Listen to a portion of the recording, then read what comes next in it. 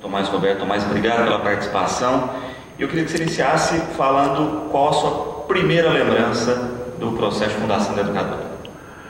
A primeira lembrança é como se fosse hoje. Eu estava como o locutor apresentador da cerimônia e eu me recordo que eu estava no jardim da Educadora e o pessoal, como tem uma foto aí que mostra, o pessoal no portão do jardim da Educadora. As autoridades, o Carlos, o ministro Euclides Conde de Oliveira, o prefeito Claré Dalpico e outras autoridades. Quando eu anunciei para desatar a fita simbólica, aí desataram a fita simbólica e começaram a caminhar pelo jardim até chegar na porta do prédio mesmo para a cerimônia dos discursos. E quando eles entraram no jardim, que vinha ao meu encontro, começou a tocar a Valsa das Flores. Foi a coisa mais linda e que eu recordo até hoje. A Valsa das Flores, o pessoal entrando até chegar na porta mesmo do prédio, onde deu a inauguração oficial com os discursos. Então tem essa questão aí de uma música oficial de inauguração, né? Já marca aí. Valsa das Flores. Perfeito. Essa é a primeira equipe que nós tivemos na época. No dia da inauguração foi feita essa foto. Perfeito. Também com o Toquinho aqui presente com a gente. Toquinho, falando aí, né, desse processo, né? Antes da data específica, tem todo esse histórico de ligação do Carlos Henrique com, inicialmente, né, a questão do áudio, a produção radiofônica, e que você participou ativamente nessa história. A gente, o Luciano, nós trabalhamos juntos na radiodifusora. E a partir daí já foi um início para que as coisas se desenvolvessem com mais precisão. No caso, nós começamos a montar uma gravadora. Nós tínhamos um transmissor de rádio que funcionava no fundo da casa do Carlos. Dessa brincadeira surgiu a gravadora CH Produções, em 1969.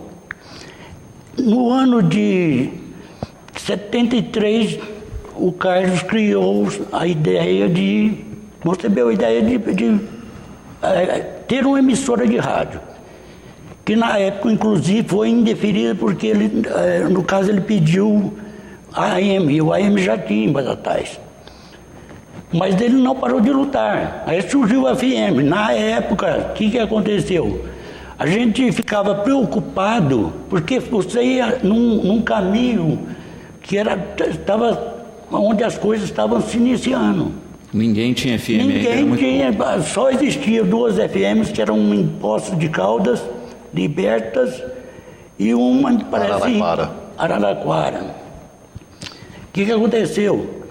O Carlos pôs na cabeça que queria isso e começou a correr atrás. Já começamos. Então fez a fundação da sociedade em 73 e tivemos que aguardar até 1978, quando foi outorgada a Rádio Educadora. Uhum. Perfeito. Também aqui com o nosso companheiro Dirceu Garcia, obrigado pela participação com a gente. Dirceu, você tem essa história ligada à Educadora, né? Quanto tempo já?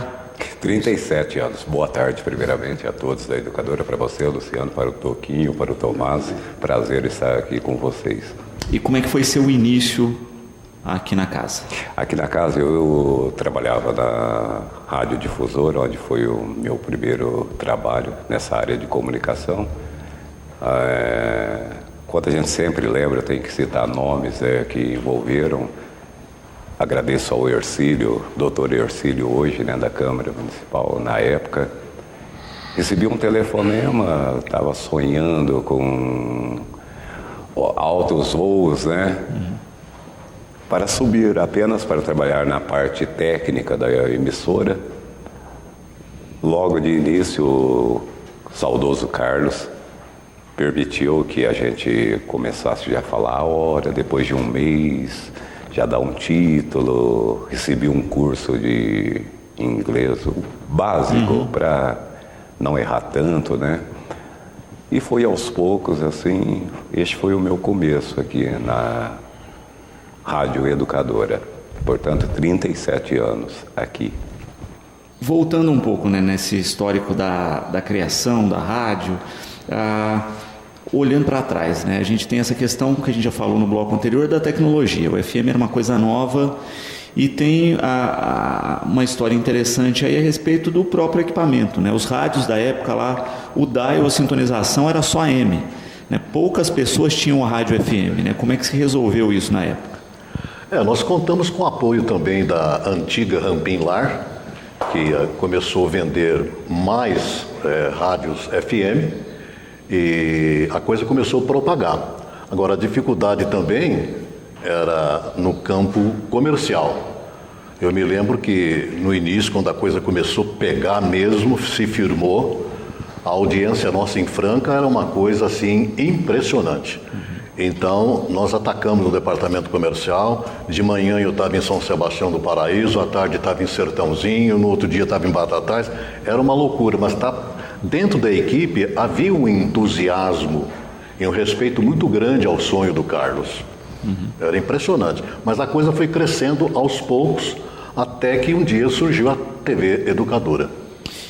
E de fato, né, é apostar realmente num sonho, né, porque é uma construção passo a passo mesmo. Diferente de outra questão, olha, hoje se você vai montar uma emissora, as pessoas já têm aparelho, elas já têm infraestrutura, né? Começou realmente do alicerce, do zero mesmo, né, de implementar uma nova tecnologia que não se tinha certeza, né, se ia ficar, se ia ser mantida, se não ia. Inclusive, a emissora, a única emissora do interior que começou a soltar música, transmitir música em CD, foi a Educadora. Inclusive foi notícia na Gazeta Esportiva de São Paulo, tem até o recorte guardado até hoje. Nós somos pioneiros em rodar música através de CD. Inclusive eu lembro direitinho que a mãe do Carlos, chegando da Europa, trouxe o primeiro CD de valsas vienenses. E o Carlos ficou maravilhado. Então foi a primeira emissora aqui do interior a rodar um CD, som digital. Perfeito. Toquinho, do seu lado aí tem um microfone, né? Eu queria que você mostrasse pra gente aí, contasse um pouquinho da história desse... Esse foi o início de tudo. É o primeiro microfone, esse que era usado ainda na gravadora, que depois veio inclusive para a rádio também. Então ele era usado primeiro... antes da inauguração da rádio, ele já tinha sido bem usado, né? Já tinha sido bem usado. Onde fazíamos as gravações de spot, jingle, essas coisas. Foi o primeiro microfone. Assim como nós temos também a primeira câmara. Inclusive, como nós comentamos há pouco tempo, foi sugerido, no caso, que a gente pudesse montar um acervo, qualquer coisa, para, inclusive, fazer uma exposição pública. Sim, sem dúvida. Eu acho fundamental isso, porque existe, além do próprio material, né, de equipamentos, né, o próprio material com fotos, o acervo audiovisual que a gente ainda tem, né, que podem se colocar trechos disso. Filmes, inclusive eu tinha sugerido até para a Valéria, mas foi muito em cima da hora. Mas nós temos um filminho da construção, a hora que estava levantando a primeira torre. E quando então colocaram um pau fantasma, pau de carga que eles falam, e passaram um cabo de aço e a torre deitada, um caminhão do outro lado puxando e levantando. Na hora, a torre está mais ou menos 45 graus em relação ao solo, um caminhão entrou debaixo para poder ajudar com o guincho. Nessa altura, o cabo de aço arrebentou do caminhão que puxava. Esse guincho que segurou a torre, senão ela tinha ido para Cucuí, né? Então tiveram um fato de sorte aí também desse período aí. Isso tem em filme. Foi Tá filmado. documentado isso. O Carlos estava filmando. Foi filmado, inclusive, a inauguração. A irmã do Carlos, a Regina Célia, fez toda a filmagem em Super 8 colorido. Tem esse registro. E isso é uma outra questão interessante, né? Na época se usava, e vocês têm arquivos disso do Carlos, né, com muito Super 8, né? Para quem não sabe, né, era o filme fotográfico, né, similar ao filme fotográfico, gravava, mandava para revelação. Levava para São Paulo, E houve uma época bem anterior. voltava, levava para colocar a pista de áudio. De áudio, que era gravado separado. Normalmente você demorava negócio de um mês mais ou menos para montar o filme. Mas antes do famoso filme Super 8, 8mm, havia o não Super 8, 8mm, cujo fotograma, a telinha era muito pequena. Aí veio o Super 8, a tela aumentou um pouquinho. E com facilidade você colocar a trilha sonora. Então facilitou a edição. Inclusive na época da gravadora a gente fez muito casamento, eventos. A primeira festa do leite, né? Nós filmamos a primeira festa do leite, a segunda e a terceira. Só que não conseguimos encontrar esses filmes até hoje, que é uma pena, né? Sem dúvida. Dirceu, quando você pensa nesse histórico, né, você foi da geração que bebeu da fonte dessa geração anterior, né? Aprendeu com eles, né? No sentido de estar lá na rotina, ver fazendo então acho que também tem essa questão do resgate histórico nesse ponto, né? De, olha, eu pegava determinados macetes, tais sacadas, admirando esse trabalho também. Admirando esse trabalho, a gente pôde observar tudo de perto, né? Os pequenos detalhes, a emoção de trabalhar. Já estou no setor do vinil, no caso, do vinil, né? Você sai de uma emissora onde não se tinha uma estrutura igual tinha na Educadora e tem até hoje. Foi prazeroso, né? Entrar, conhecer novos equipamentos, um jeito novo de se fazer rádio, né? Um novo som, qualidade musical no ar também, e um novo estilo de música, né? Porque havia o brega, o chique no caso o MPB, né? O fino da MPB, se tocava muito de Djavan, Gal Costa, Caetano Veloso, um Gilberto Gil, uma Rita Lee. Enquanto no AM, né, você ouvia mais, era um Amado, um Zé Augusto, um Hamilton Lelo. Era o chamado brega, né? Você mudou radicalmente, onde você estranha nos primeiros momentos, né? Mas depois você passa a gostar, a aprender, a admirar, né? A conhecer mais sobre música e conviver socialmente também. Foi uma experiência maravilhosa entrar aqui na Educadora no finalzinho de 81. Fazendo esse mapeamento histórico, a gente tem aí, né, a questão do início e do trabalho de vocês no rádio AM ainda, a questão que eu acho que foi o passo fundamental aí, que é o que vocês chamam da gravadora, né, que é o que hoje a gente chamaria de uma agência de produção, né, uma produtora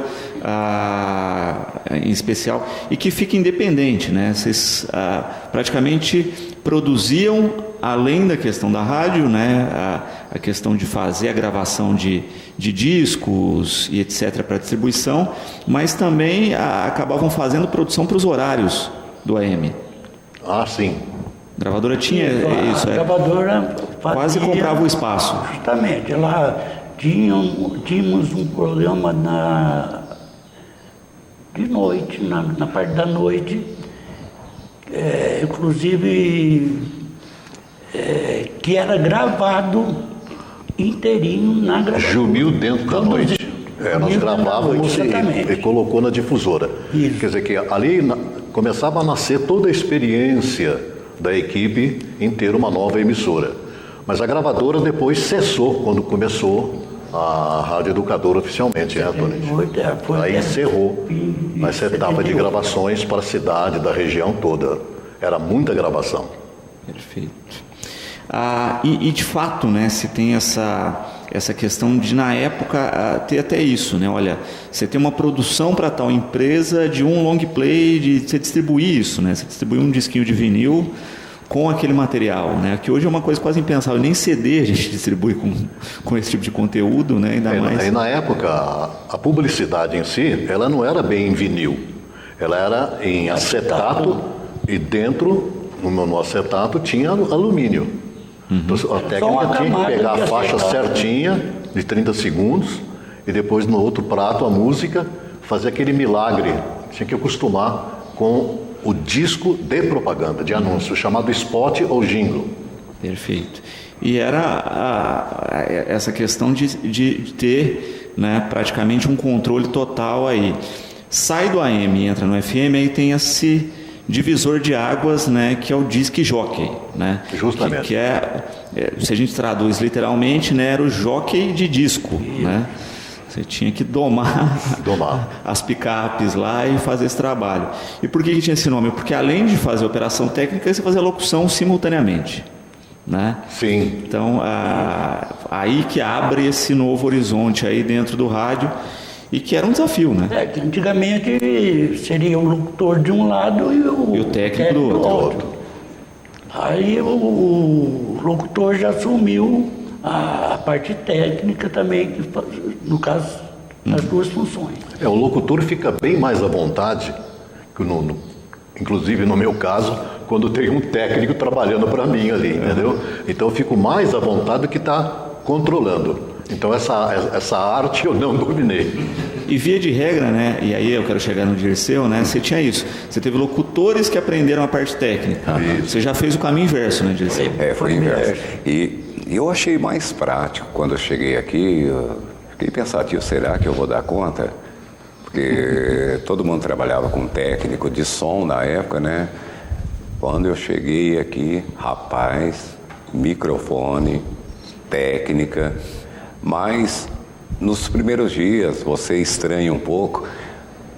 Com o passar do tempo você vai se aperfeiçoando e passa a gostar, porque você é mais preciso, você vai soltar a música na hora certa, mente funciona melhor, né?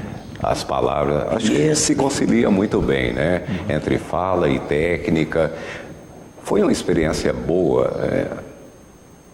É coisa assim de se acostumar mesmo. No começo você estranha, mas é coisa de dias, você consegue se adaptar facilmente. Porque também quando você tinha questão específica aí, né, do técnico e do locutor, você tinha que criar uma sintonia entre técnico e locutor. Né? A gente vê que tinha programas mas isso também a gente adquiriria. Eu lembro direitinho porque eu e o Carlos, por exemplo, nós trabalhamos muito tempo juntos. E você tinha, o locutor parece que pensava uma coisa, você já sabia o que queria. Então é automático isso aí também. Mas tinha esse desafio, né, Dirceu? Tinha esse desafio, mas você consegue, trabalhando com o locutor, uma sintonia tão perfeita. Eu já fiz técnica para o Tomás Roberto várias vezes, então a gente pega aquela coisa, é tipo um código, só com a fala, as palavras assim, nem se olhava, né, Tomás?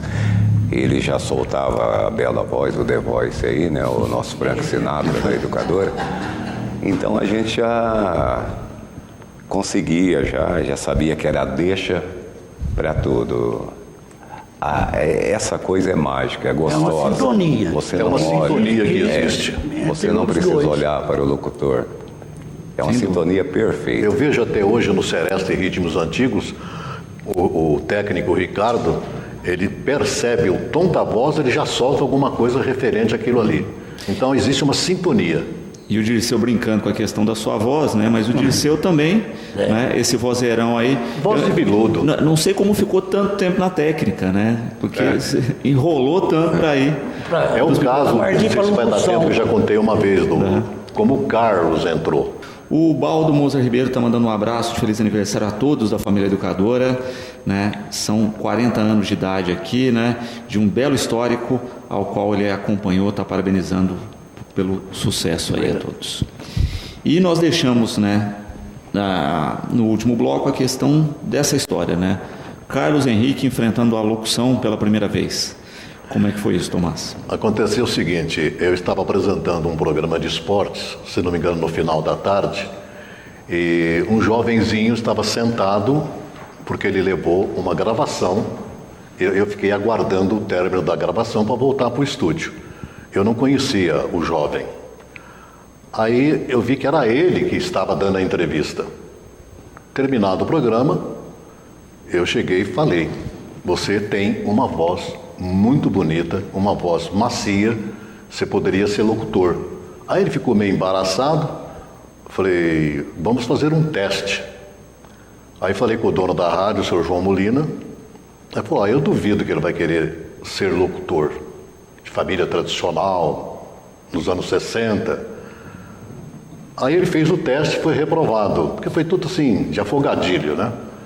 Aí eu pedi nova oportunidade para o senhor João Molina, o dono da difusora. Devia ter ficado nervoso no teste também. Ah, sim. Aí eu dei algumas dicas para ele. Falei: você vai ficar ouvindo a difusora essa semana que eu vou estar de plantão, e você pega jornal e fica lendo para você pegar embocadura para ser locutor. Você vai ler bastante em voz alta. E assim ele fez. O segundo teste positivo, foi aprovado, aí ele começou. Ficou um bom tempo conosco ali na difusora, depois ele foi para uma emissora de Ribeirão Preto, depois foi para a Rádio Colorado. Coincidentemente... São Paulo, na Rádio Mulher. Ele também foi trabalhar em São Paulo, depois nós fomos eu, Paulinho Covas, trabalhar na Rádio Colorado em Ribeirão Preto. E depois veio a gravadora, que toda aquela evolução, o pensamento. Mas o que eu achei interessante, que é incrível o poder do elogio, isso em termos inclusive de psicologia. Quando eu elogiei a voz dele, eu acho que nasceu dentro dele algum ideal que estava escondido, o setor de comunicação. E deu no que deu, graças a Deus, né? Pensando também nessa questão aí histórica, né? A gente falava dessa transição tecnológica que foi a fundação do FM, mas de lá para cá também muita coisa mudou, né? Se a gente pensa nisso, olha, você sai do disco, você entra no CD, mas antes de chegar no CD, né, você já tinha lá no processo gravador de rolo, gravador cassete, entraram o DAT, cartucheiras, o DAT, que foi um negócio que foi lançado 6 meses depois, o CD entrou, né, MD, enfim, né, e a gente checa aqui na emissora, todo esse equipamento está aí, você tem pelo menos um. E hoje tem computador, né? Exatamente, né? E de fato, eu sempre pensava na dificuldade do período de transição, né? Porque o período de transição eu acho mais complicado, porque compra a novidade, mas você fica com o antigo e com o novo, né? Então chegou uma época que a maioria dos estúdios da rádio, você tinha tudo, né? Você tinha picape, você tinha gravador de rolo, você tinha MD, você tinha DAT, você tinha CD. Então para o operador era uma loucura. Diz que jockey, então... uma transição, que você, quer dizer, tirava alguma coisa e colocava alguma coisa no lugar, mas sempre evoluindo. Exatamente, mas ninguém tirava de uma vez, né? Porque aquela história, você não tinha um acervo completo de uma coisa, então você tinha que manter tudo. Olha, eu estou usando um pouco menos a picape, mas ela tem que ficar lá porque aquela música eu só tenho em disco, eu não tenho nem outro formato. Mas tudo que era novidade, o Carlos já procurava adquirir para ampliar mesmo o modelo de trabalho da emissora. Porque aí o computador enxugou tudo, porque aí de fato se digitalizou e resolveu. Mas Dirceu, em alguns momentos eu acho que dava um desespero para trabalhar, né? Porque era muito equipamento. Muito equipamento e você às vezes ficava perdido, né? Mas não queria abrir mão daquilo que estava deixando para trás, recebendo o novo assim, com a curiosidade, ansioso. Uma coisa compensou a outra. Compensou e de uma maneira assim que veio a facilitar. É uma emoção diferente, né? Você trabalha com equipamento ali, você pega um certo amor por aquilo, não acredita tanto no que está chegando, no novo, mas aí ele vai te provando que é por ali mesmo o caminho e você vai se adaptando, as coisas vão se tornando mais fáceis e você consegue, sim.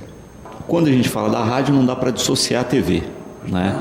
Que veio um tempo depois, mas também com essa cara de inovação, por ser a primeira em sinal aberto numa cidade desse porte. Foi uma outra grande conquista do Carlos, né? Foi inaugurada, se não me engano, dia 10 de janeiro de 1990.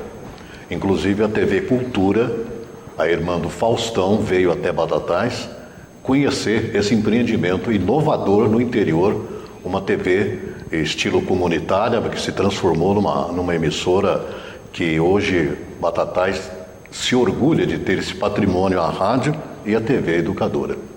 E, de fato, já é uma coisa que a gente volta de novo lá na gravadora, né? Até um pouco antes, com a produção dos curtas, com as gravações, né? O problema é que o 8mm e o Super 8 você demorava meses para ver o produto pronto. E aí a tecnologia nova aí, né, do Super V, do VHS no início da emissora propiciou isso, né? Foi. E mais do que isso, uma questão prática de experimentação, né? Eu acho que uma das características que a gente teve aqui era muito disso, né? De fazer testando e aprendendo com o que vai se fazendo. Toda essa fase realmente é um aprendizado, porque as coisas vão se modernizando de tal forma, e hoje, com a parte digital, a rapidez da informática é enorme. Então tem que acompanhar. Hoje um computador, daqui a um ano, já está desatualizado. Serginho Amaro aqui perguntando, né, a respeito do arquivo, do material de arquivo, Toquinho, se conserva boa parte disso. Ele fala especialmente, né, gravadores de rolo e fitas cassetes, muitas vezes se gravava por cima para reaproveitar, né? O que a gente tem de também, material? mas ainda tem um acervo grande, a respeito de fitas, coisas da época, né? Mas que não se usa mais. Inclusive, mas existe ainda muita coisa. Acervo de disco e também aparelhagem, essas coisas. Eu me lembro de duas gravações, duas reportagens que o Carlos fez questão de fazer, quando o Bandido da Luz Vermelha, o famoso caso do Bandido da Luz Vermelha, ele esteve em Batatais. E o Carlos foi comigo, nós fomos lá entrevistar o bandido. Inclusive, quando desceu, tinha um aparato militar, policial muito grande em torno dele. Essa gravação existe. E também na época do que poderia surgir um presídio em Batatais. Aí o Carlos convocou as autoridades aqui, fizemos uma mesa redonda, e apesar das autoridades dizendo que não haveria presídio, que era uma tipo fake news, aí eu interrompi e falei: senhor prefeito, o senhor me desculpa, mas eu vou provar que nós temos realmente uma autorização para o presídio em Batatais. Não tem. Falei: solta a gravação. Soltou a gravação, o secretário da Segurança Pública falando que estava com plano para um presídio em Batatais. Então essa gravação existe até hoje, né, Tô? Existe. E é interessante isso, né? O quanto naquela época ainda a gente reproduz coisas que a gente vê hoje, né? Que é a questão da mídia possibilitando isso, né? Você conseguir comprovar uma ação, né? Nessa área de fake news que a gente vive, a gente ainda consegue, né, ter esse respaldo. Deixa eu mostrar aqui uma outra questão aqui, que foi o jornal da época, né? Tribuna de Batatais, falando da cobertura aqui, né, da fundação. Deixa eu abrir ele todo, né, que foi uma edição especial falando a respeito da fundação, não é isso? A presença do ministro, né, para a ação. Ao lado do ministro de óculos escuros, o então prefeito Clara Dalpico.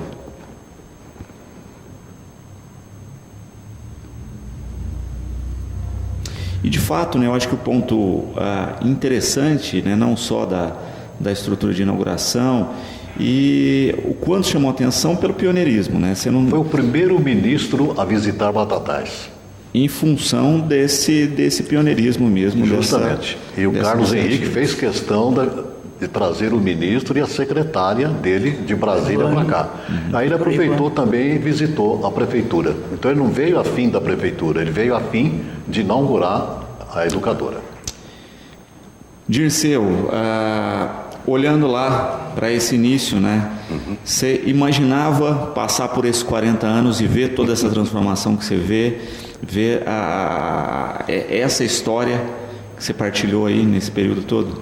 Não imaginava. Detalhe dessa matéria aí do jornal, não foi registrado, mas eu estava no cantinho ali. Motivo esse que o Carlos me contratou para estar aqui na educadora. Estava num cantinho ali sonhando, né, tímido, assustado com as grandes coisas que tinham aí. Inclusive na época eu trabalhava na Textil, fábrica de tecelagem.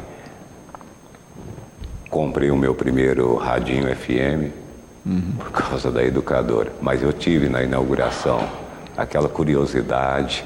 Não esperava passar por tudo isso, não. Mas sonhava, assim. Eu acho que eu corri atrás desse meu sonho. Sem dúvida, sem dúvida. E da questão, né, Toquinho, eu acho que quando vocês, e a gente pode dizer isso, né, lá no começo, brincavam, né, de fazer produção audiovisual, né, acho que não tinham ideia que isso seria um objetivo de vida mesmo, né, no final das contas. Agora, eu não queria deixar em branco, Luciano, mas eu louvo muito o trabalho da Maria Bernadette, que segue, ela também é uma empreendedora como o Carlos, ela sempre conviveu com o Carlos, no meio também. E ela continua, tanto é que hoje estamos com a TV digital. Quer dizer, ela continua fazendo um trabalho, ela, Geralda, que teria que ser o Carlos que faria, no caso.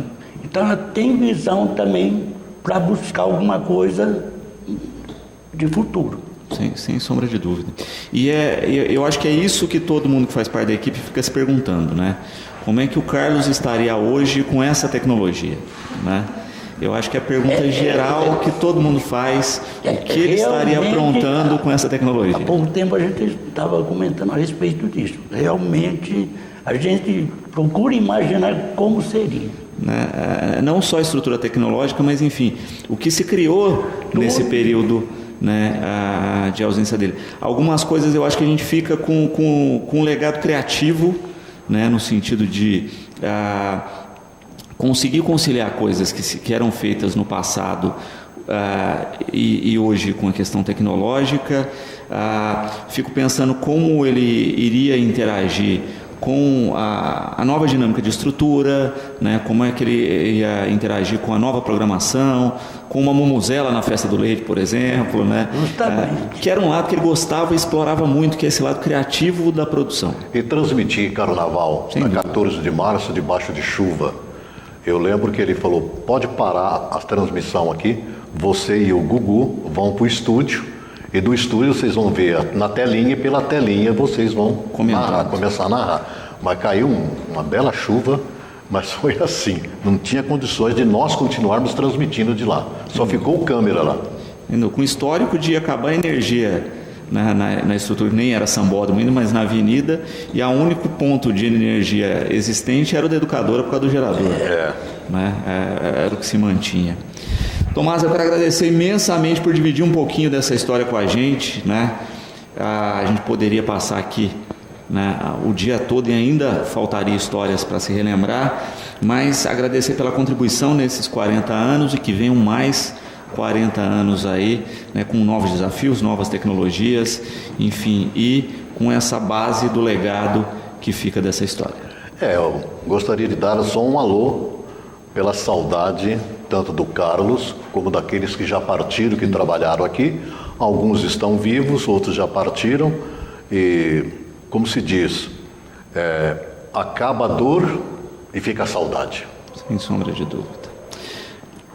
Toquinho, e eu acho que a gente tem um destaque também nessa questão, né, do nosso companheiro Valdir Mazarão, né, que também tem um histórico na questão da TV, especificamente, né, desse programa, né, quando a gente pensa na estrutura do programa, da programação da Educadora enquanto TV, esse programa é o mais antigo da emissora, né, que se mantém com o mesmo formato de entrevistas, diário, né, e também esse legado, e a gente percebe exatamente isso, né, o quanto essas pessoas contribuíram, não só com a questão das comunicações, mas quanto contribuíram com o Batatais. Grande amigo, Valdir, grande amigo, grande profissional. Duas coisas que ficaram, né, Tonetti? Que ficaram desde o início da TV, o programa atual, né? Nós estamos aqui. E o Seresta e Ritmos Antigos. Sem dúvida. Esses dois continuam. Mas esse legado, né, Toquinho, eu acho que tem essa contribuição grande para a cidade também, né? Justamente é um programa da TV que realmente traz cultura, traz coisas boas para a cidade. Sem dúvida. Dirceu, obrigado pela participação com a gente, né? Parabéns aí por esse grande histórico e por fazer parte aí, né, dessa história também, e ainda, né, com essa generosidade de partilhar dia a dia aí com os nossos ouvintes todo esse talento, né, que migrou da técnica, ainda bem, né, da somente técnica, para os microfones. Eu agradeço a todos aqui dessa empresa, dessa família educadora. Nunca esqueço de agradecer tudo que o Carlos Henrique fez pela minha pessoa, minha família, pois hoje a gente conquistou grandes coisas aqui na Educadora, mas principalmente a família. E por falar em família, a Bernadette também, a Berna, né, que esteve sempre ao lado do Carlos Henrique no início de tudo, ela que a gente presenciou várias vezes. Ela literalmente colocou as mãos na terra desde os tempos quando eu trabalhava com o Carlos, era pau para toda a obra. Então a gente não pode esquecer essas coisas. Ela chegou, construiu também a sua família e, como disse o Toquinho, também está à frente dessa empresa que várias famílias dependem dela também. E de tudo aí, o nosso muito obrigado e que Deus dê muita proteção à família dela, aos filhos, a todos da família e que Deus abençoe a nossa Educadora 40 anos. O meu muito obrigado de coração. É isso, e eu encerro esse bloco aqui com a mensagem da Marilda Covas, parabenizando a todos os diretores e funcionários da Rádio TV Educadora, em especial a Bernadette e a Geralda, que dirigem com mãos de ferro essa emissora, propiciando aos ouvintes e espectadores tantas informações e músicas boas. Parabenizando a todos, mandando um abraço a vocês. Nós vamos para um rápido intervalo e na sequência a gente continua fazendo isso, que é o legado da Educadora, né? Mostrando tudo o que se passa, né, com o som e as imagens de Batatais, Leilão da APAE, um legado social que você confere no próximo bloco.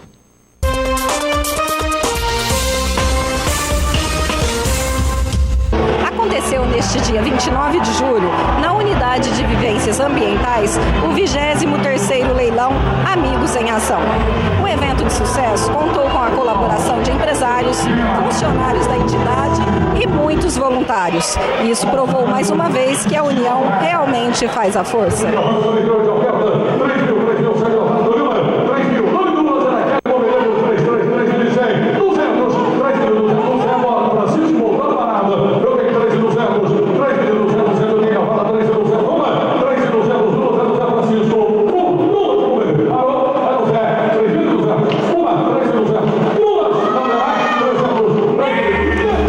das novidades do leilão da APAI deste ano é o leiloeiro. Nós estamos aqui com o Tal, primeiro ano realizando esse leilão, Tal. Sim, é primeiro ano meu dentro do leilão da APAI de Batatais. Eu que sempre trabalhei aqui em Batatais desde a época da Batatais Leilões, depois da Brasil Maior Leilões, e nós estamos dando seguimento há 23, 24 anos trabalhando aqui sempre às quartas-feiras e depois às quintas-feiras com os leilões tradicionais de Batatais. Então já tem uma grande experiência. Eu já estou quase que na hora de parar, né? Estou já com 27 anos como leiloeiro registrado, credenciado, e estamos aí. E recebi o convite do Zé Henrique Aleixo para participar e fazer esse leilão da APAI, e foi com enorme satisfação. Eu acho que isso para mim só tem que agradecer. É um jeito de agradecer toda a população de Batatais, tudo que eu fiz em Batatais, todo o dinheiro que eu ganhei em Batatais, e ser lembrado para trabalhar para a APAI, doando todo o meu serviço, todo o meu trabalho para a APAI sem custo nenhum. Você já fez outros leilões beneficentes assim também? Ah, sim, muitos leilões beneficentes, inclusive o primeiro leilão que teve em prol da construção do Hospital do Câncer de Batatais, na época o Eduardo me convidou e nós trabalhamos junto, foi um mega leilão e sempre prestando o serviço para os leilões beneficentes, seja a igreja, seja as instituições. É uma parceria que está só começando. Exatamente. Eu estou super contente de estar novamente em Batatais num leilão beneficente de uma entidade maravilhosa, de uma entidade de muita credibilidade, que é a APAI de Batatais.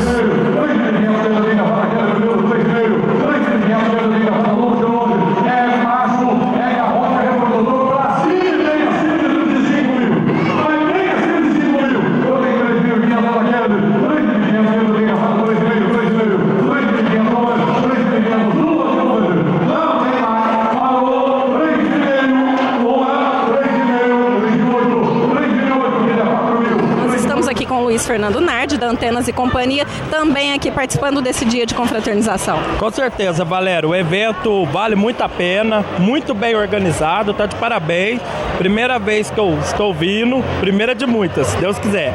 Com certeza, é importante, né, tá ajudando de alguma forma, né, Fernando? Com certeza, as entidades ultimamente tá pedindo socorro, né? E de qualquer forma, cada um fazendo a sua parte, eu acho que tem uma grande possibilidade de estar melhorando, né?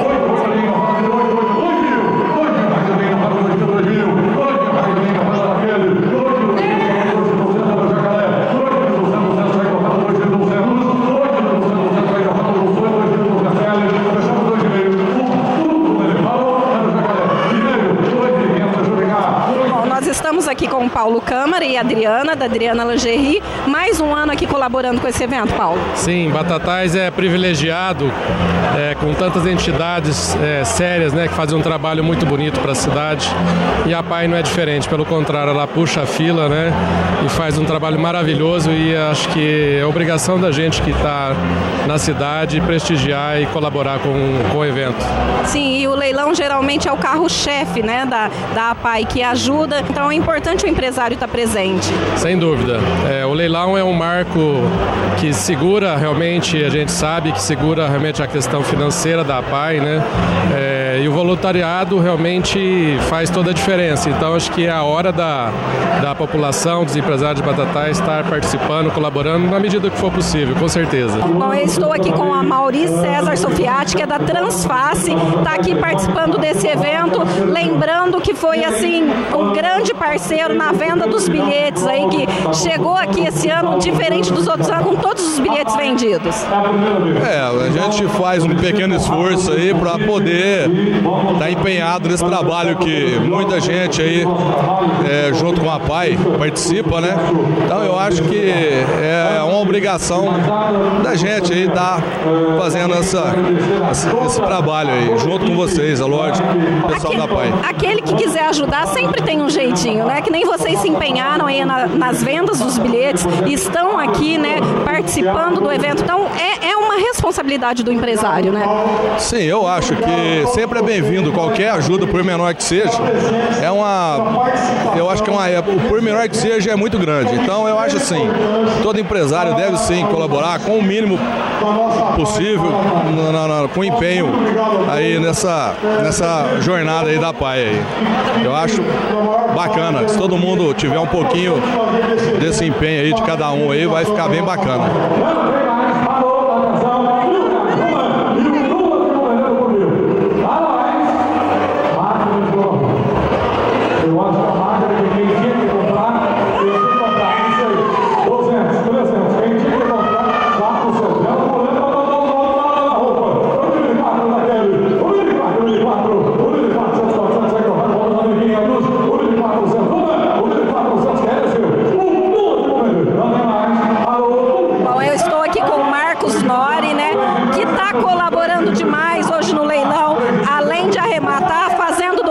para as entidades, Marcos? A gente todos os anos está presente e esse ano não é diferente, né?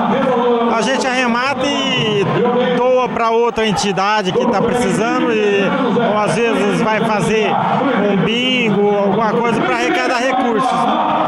Esse evento é importante por conta disso. Ajuda a entidade que é a PAI e ajuda as outras entidades que vêm até o local que também necessitam tanto quanto, né, Marcos? É isso aí. Eu acho que temos que colaborar, é a nossa parte do que nós podemos fazer. A PAI é uma entidade que é imprescindível para a comunidade. O serviço que ela presta, a gente tem que reconhecer que é um serviço muito sério que a comunidade toda precisa. E os empresários devem aí seguir o exemplo do Supermercado Nori, que está aqui todos os anos, e é importante também ligar o nome do supermercado a um evento de sucesso deles. Então, o empresariado todo aí precisa ajudar, colaborar também, né? Porque a PAI depende disso para se manter durante o ano, né? Anderson Oliveira, da Estilo Car, aqui também fazendo parte dos empresários que colaboram de alguma forma com a PAI. É isso mesmo, a PAI acho que tem um trabalho muito bonito, né? Referência na nossa região, então a gente sim, tudo que puder fazer para ajudar, acho que é muito importante, a gente sempre que pode tá ajudando também a PAI. Acho que tem várias formas de ajudar, mas o que todo mundo puder fazer, os empresários da cidade, de toda a região aqui, porque realmente o trabalho é muito bonito, quem puder conhecer, eu tive a oportunidade de conhecer, eu gosto muito do trabalho, então assim, o que a gente pode fazer para estar ajudando, com certeza a gente vai estar fazendo sempre que a gente puder. Nós estamos aqui com o Guilherme do Supermercado Real, que está sempre presente nessas ações da cidade, né, Guilherme? Valéria, boa tarde a todos. É um prazer a gente vir aqui, é um prazer a gente fazer parte dessa festa da PAI, né? A gente sabe a importância que ela exerce durante os 12 meses e eu acho que não é mais que obrigação a gente vir aqui, poder colaborar, poder ajudar, dar algum lance, enfim, poder doar para as outras entidades, que isso aqui é muito bonito. Você compra o item e doa para as outras entidades, isso é muito bacana, é um prazer. Nossa cidade é privilegiada com o número de entidades para ajudar as pessoas que precisam, só que com isso a responsabilidade, né, do empresariado até aumenta um pouco, porque são muitas entidades para estar colaborando, porque eles necessitam, né, Guilherme? Sim, exatamente, mas só que são 12, 13, 15 entidades, eu não me recordo, mas que fazem um trabalho fantástico. E eu acho que, na opinião minha, o empresário ele tem uma responsabilidade social. Então eu acho que ele precisa fazer esse lado social. E nós, do Real, a gente está sempre tentando ajudar. A gente a gente participa do evento também no final do ano, que é um evento bacana, então enfim, que é o Movimento Batatais, mas a gente não abre mão de vir no leilão da PAI. É claro que tem ano que você pode gastar mais, tem ano que você pode gastar menos, mas deixar de vir, deixar de colaborar e deixar de doar para as outras entidades, jamais nós vamos deixar de fazer.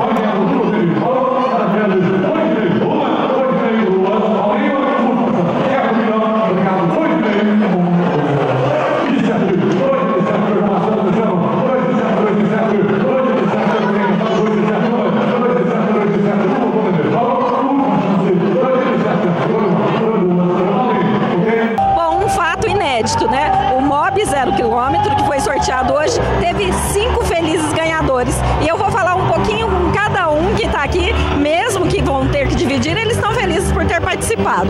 Everton da Silva, como é que você está? Qual que é a sensação? Muito gratificante, emocionante, né?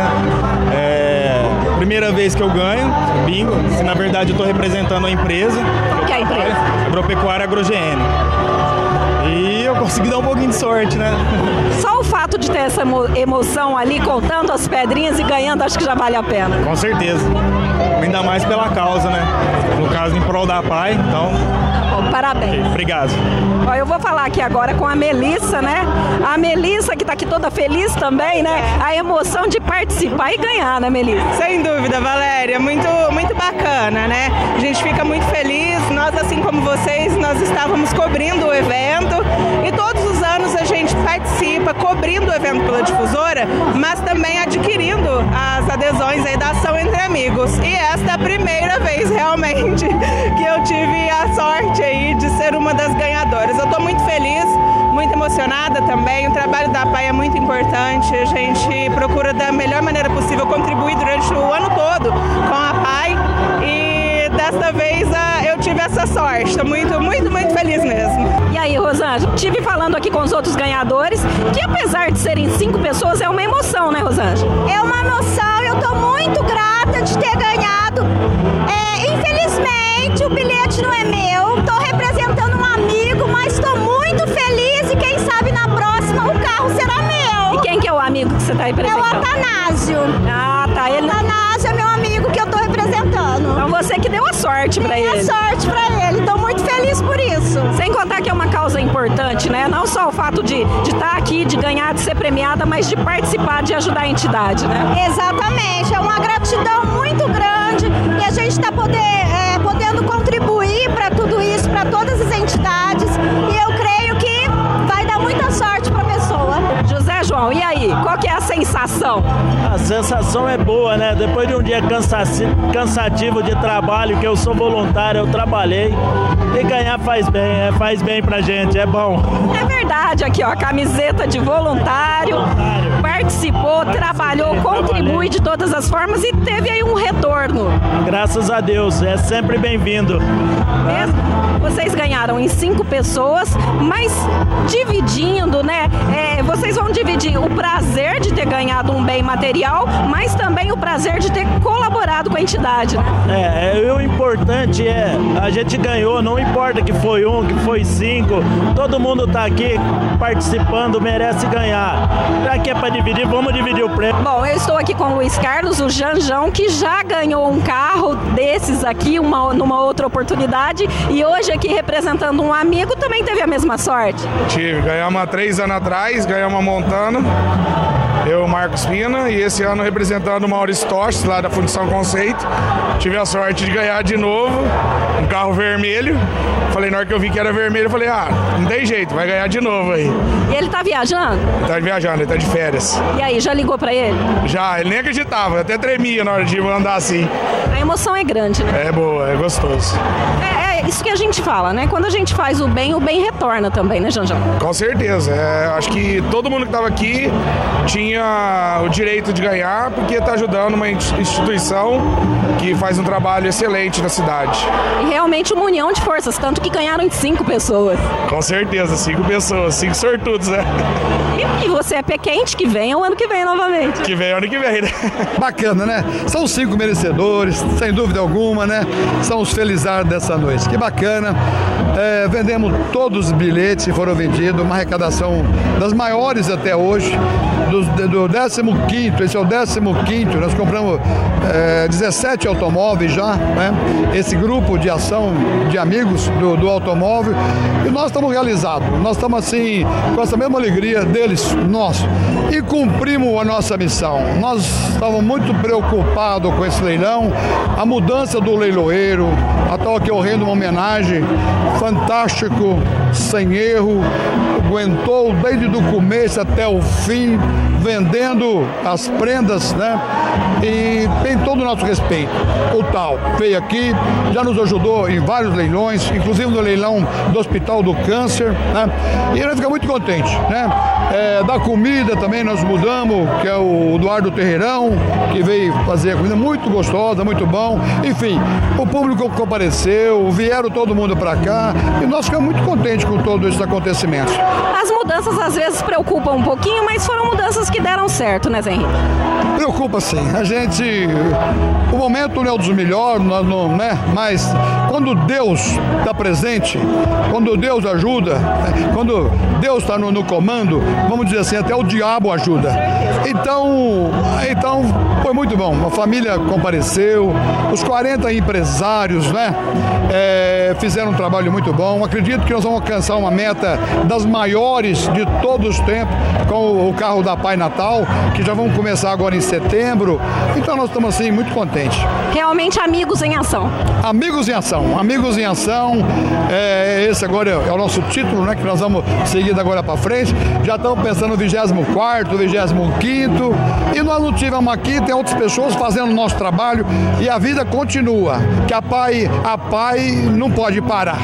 Nós podemos até dar o luxo de parar, mas a empresa, a Pai, não pode parar. Ela tem que dar esses condicionamentos, as necessidades das pessoas que vão lá. Você vê uma Pai modelo nível de Brasil.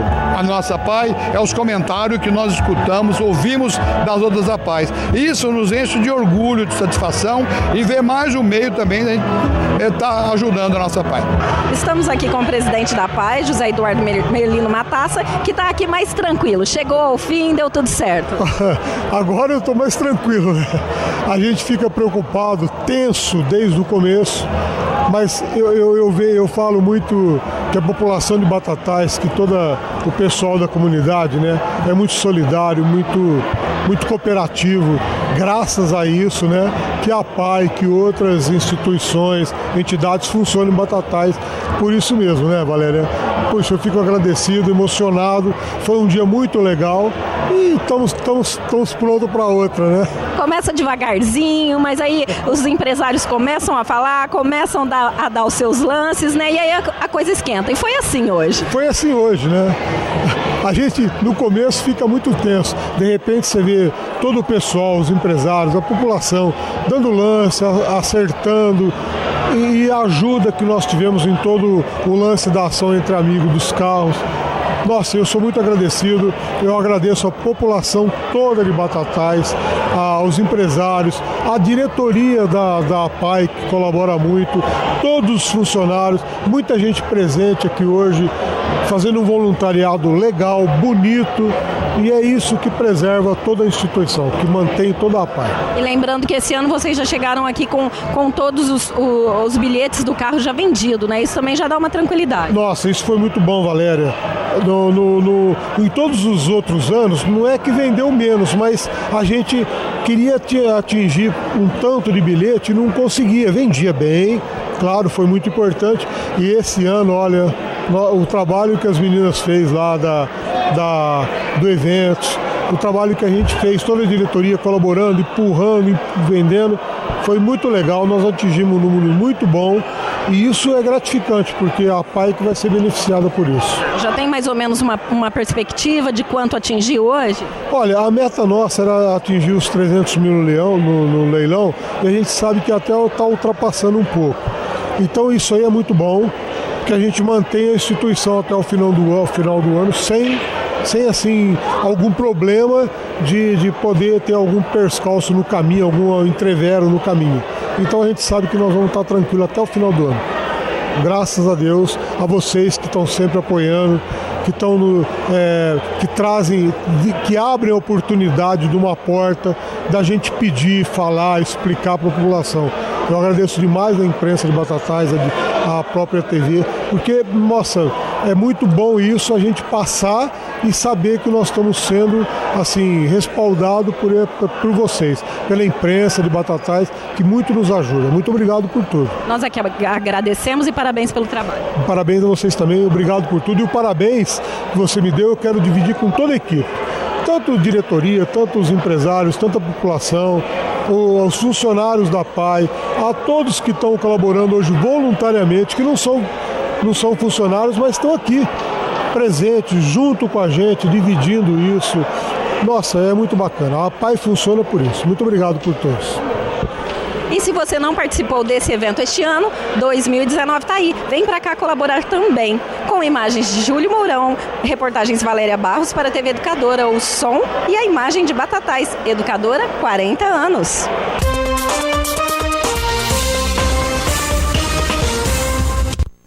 E o programa de hoje vai ficando por aqui. Você fica agora na companhia da TV Brasil e nós voltamos amanhã, como sempre, logo após o Fique Sabendo, com mais um Educador em Entrevista.